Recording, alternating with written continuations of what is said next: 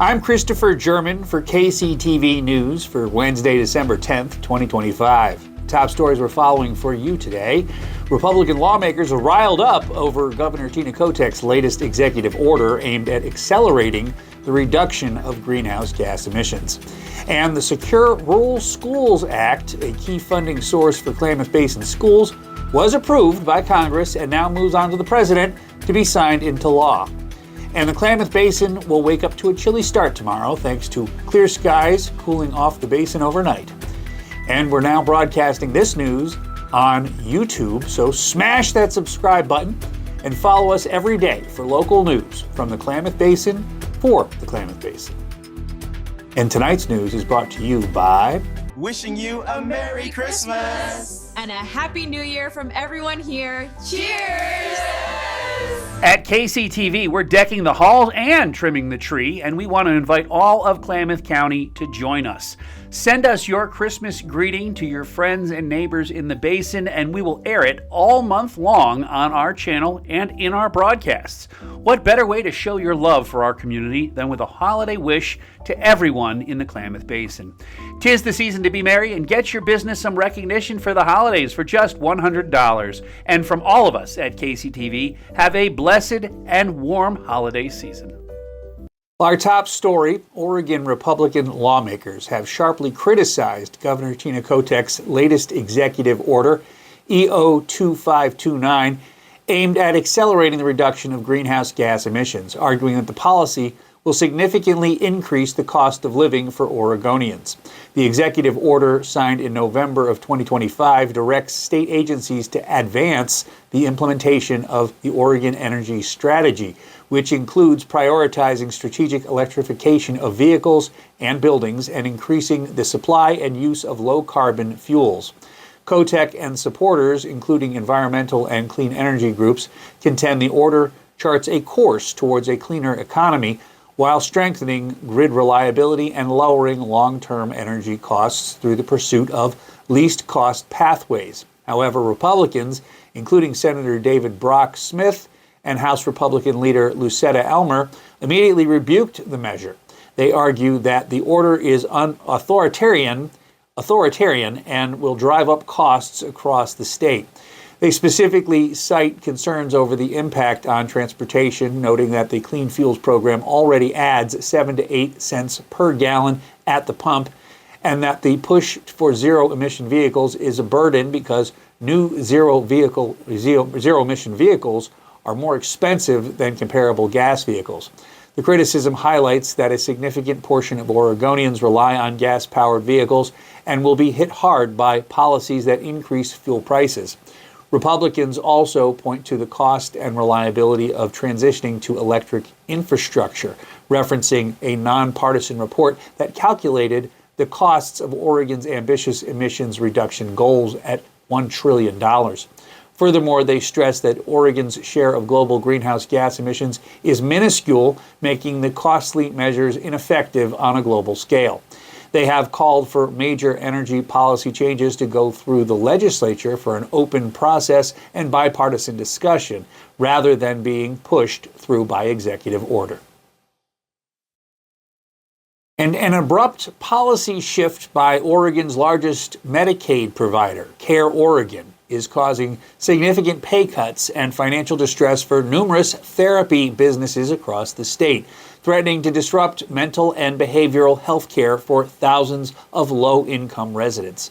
Care Oregon, which manages the Oregon Health Plan, Medicaid, in several regions, has implemented two key changes, citing rising costs in impending federal Medicaid funding challenges.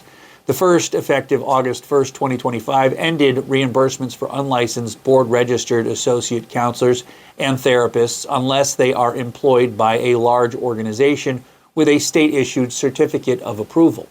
This cuts a major income stream for many private practices that use these early career professionals to increase patient capacity.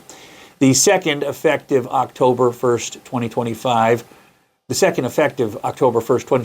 deadline requires all routine outpatient mental health care and substance use disorder treatment to be provided by contracted in-network providers.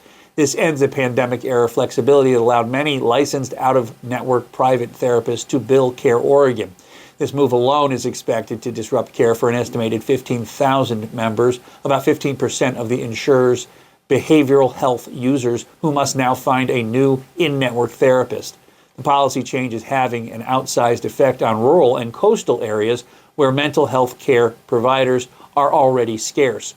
For instance, Care Oregon's subsidiary Columbia Pacific, which serves Clatsop, Tillamook, and Columbia counties, noted that 8% of its outpatient behavioral health services in Clatsop County alone would be affected. The changes are also acutely felt in southern Oregon, where providers in Jackson County reported that more than one-third of their clients will lose access to their current therapist. Therapy practices, some facing the loss over half of their income, are scrambling to transition clients and considering layoffs or closures. While Care Oregon asserts the policy change is necessary to align with industry standards, control costs, and direct resources towards community mental health organizations serving the highest need patients. Providers and advocates warn it will severely limit access to culturally competent care and worsen Oregon's existing mental health crisis. And Congress has voted overwhelmingly to renew the Secure Rural Schools program, a critical funding stream that had lapsed since its expiration in fiscal year 2023, leaving rural Northwest counties facing severe budget challenges. The bipartisan measure passed by the House after receiving Senate approval in June is now headed to the president's desk for signature, which is expected. The renewal is vital for counties containing large amounts of untaxable federal forest land, and in states like Oregon, Washington, and Idaho, which historically relied on a share of federal timber receipts that have declined significantly. Secure Rural Schools Reauthorization Act of 2025 reauthorizes payments through fiscal year 2026 and retroactively restores the missed payments for year 2024, in addition to funding for the current year, fiscal year 2025. During the lapse, many affected counties saw an estimated 80% reduction in this revenue, forcing cuts to essential public services. Northwest counties rely on SRS funds to support local schools, preventing layoffs and program reductions, as well as maintaining county roads and funding public safety services like sheriff's departments. For some rural communities, the loss of this funding had already led to drastic measures, including school closures and staff layoffs. The reauthorization provides a much-needed lifeline, allowing counties to potentially restart programs and rehire staff that had been cut due to the budget gap.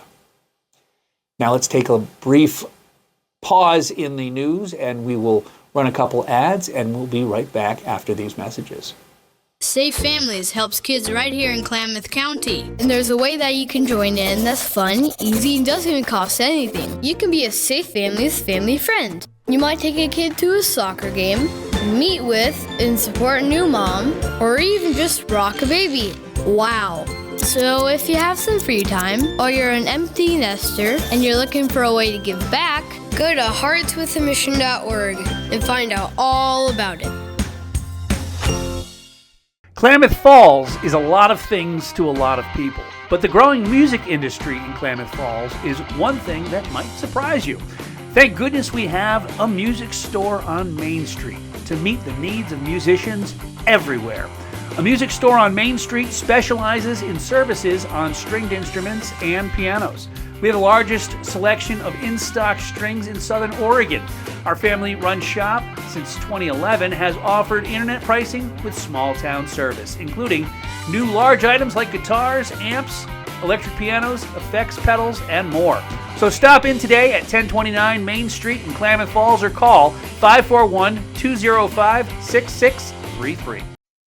And welcome back. Lake of the Woods Mountain Lodge and Resort is preparing to host its annual Breakfast with Santa this weekend, December 13th and 14th, providing families with a festive holiday experience along the lake shore.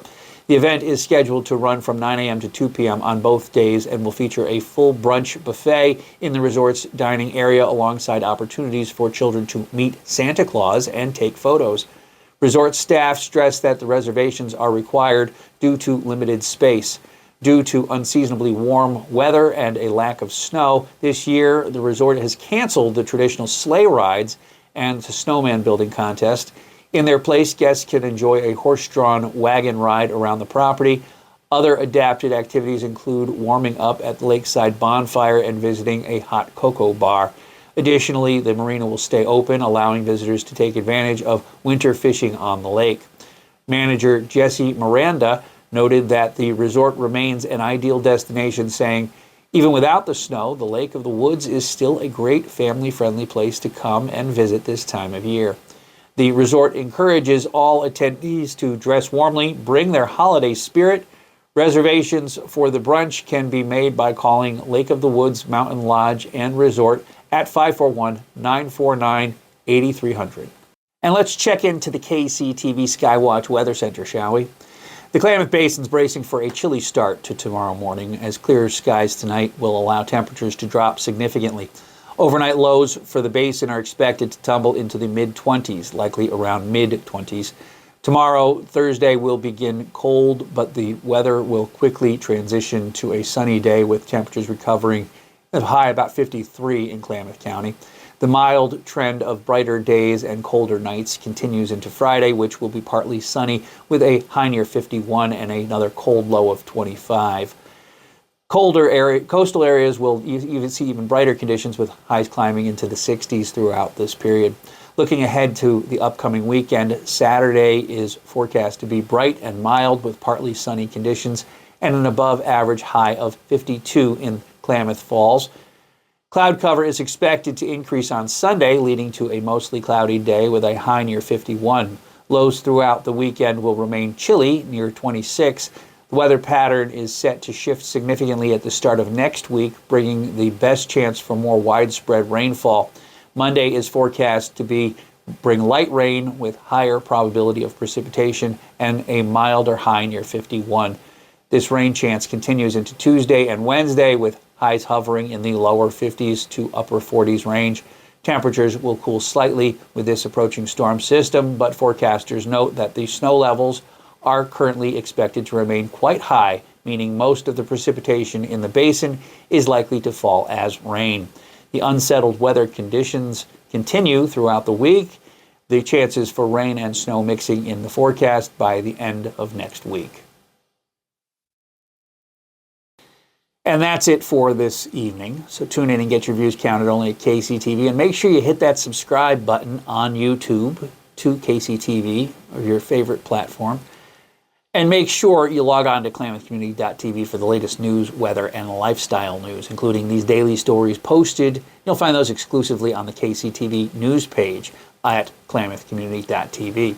So for KCTV News, I'm Christopher German, and I have to ask you once again to subscribe to YouTube for me. We picked up a bunch of subscriptions last night. We've gotten a bunch of views on YouTube.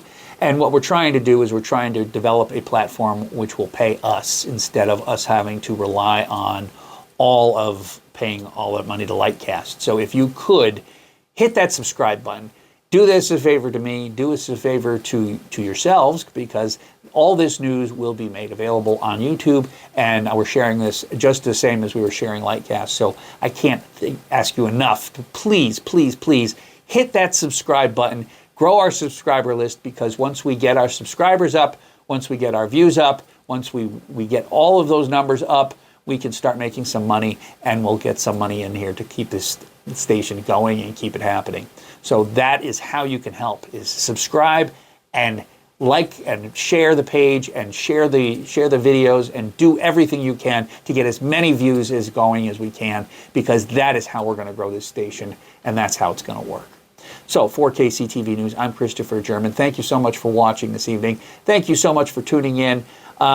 You don't know how you're doing this, but you're growing this station steadily, and we have several people that are helping us grow this. I want to send a big shout out to Jerry Freeman, who is doing all kinds of amazing work with consulting on this station and making sure that we're doing everything right. And obviously, Lisa Shepard is doing amazing work with the weather. I think we might be tweaking the weather a little bit, though, because we're not getting a ton of views of the weather, and we need to change that up a little bit. But we'll figure that out as we progress through this month and into next month, I think. So thank you for watching. God bless you. God bless your whole family. God bless everybody in the basin. And thank you so much for watching. And we'll see you guys again for Thursday tomorrow. And good night. Take care. And God bless you. Thank you, thank you, thank you. Good night. Lone Star Feed and Supply in Chiloquin is your one-stop shop for all things for your herd, flock, dog, or cat. We have all the top lines of feed for chickens, goats, pigs, dogs, and cats, and we'll be happy to find the product that makes your pet or farm animal happy.